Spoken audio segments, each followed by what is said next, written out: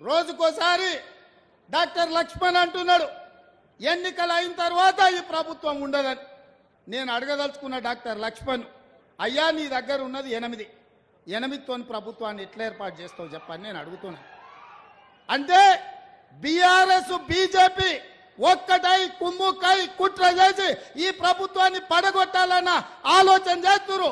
అందుకే బీఆర్ఎస్ ఎమ్మెల్యేలు చాలా మంది అన్నా ఇందిరమ్మ రాజ్యం ఉండాలి, ఇన్నేళ్లు మేము ఆ పార్టీలు ఉన్నా ఒక్కరోజు కూడా ముఖ్యమంత్రి మా గల్వలే, మా మాట వినలే, ఆయన ఎట్లుంటాడో మేము చూడలేదు.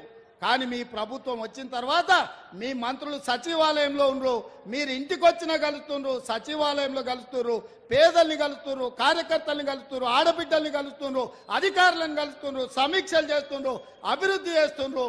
5 ఏళ్లు మీ ప్రభుత్వాన్ని కాపాడే బాధ్యత మాది అని బీఆర్ఎస్ ఎమ్మెల్యేలు వచ్చి అందరు నాకు కలిసి చెప్పిపోతున్నారు. ఒకవేళ నేను అనుకుంటే గేట్లు తెరిస్తే కేసీఆర్ నువ్వు నీ అల్లుడు నీ ఇంటోళ్ళు తప్ప మొత్తం కాంగ్రెస్ పార్టీ కండువ కప్పుకొని ఇందిరమ్మ రాజ్యాన్ని కాంగ్రెస్ ప్రభుత్వానికి అండగా నిలబడతారు. ఇవాళ మన మిత్రుడు వెంకట్రావు గారు కూడా ఇక్కడికి వచ్చి మనకు మద్దతుగా నిలబడ్డాడు. అంటే మేము మర్యాద పూర్వకంగా రాజకీయ నీతిజ్ఞతో ఇవాళ రాజకీయాలు చేయాలనుకుంటున్నాం. మీరు మా ప్రభుత్వాన్ని పడగొట్టాలనే కుట్ర మోడీ కేడీ కలిసి చేస్తే చూస్తూ ఊరుకుంటామని అనుకోకండి. మాకు తెలుసు, లోతు తెలుసు, ఎత్తు తెలుసు, పెడితే ఎక్కడికి వెళ్ళుతో కూడా తెలుసు బిడ్డ. మాకు అనుకుంటున్నారేమో మీరు అల్లా తప్పకు వచ్చిండు అయ్య పేరు చెప్పుకుండని.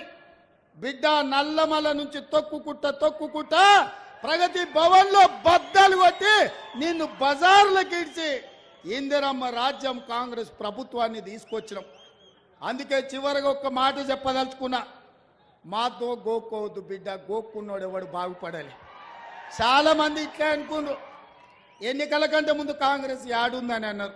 ఇలా సన్నాసులకు చెప్తున్న మన్మూరు వచ్చి చూడు కాంగ్రెస్ ఏడుంది.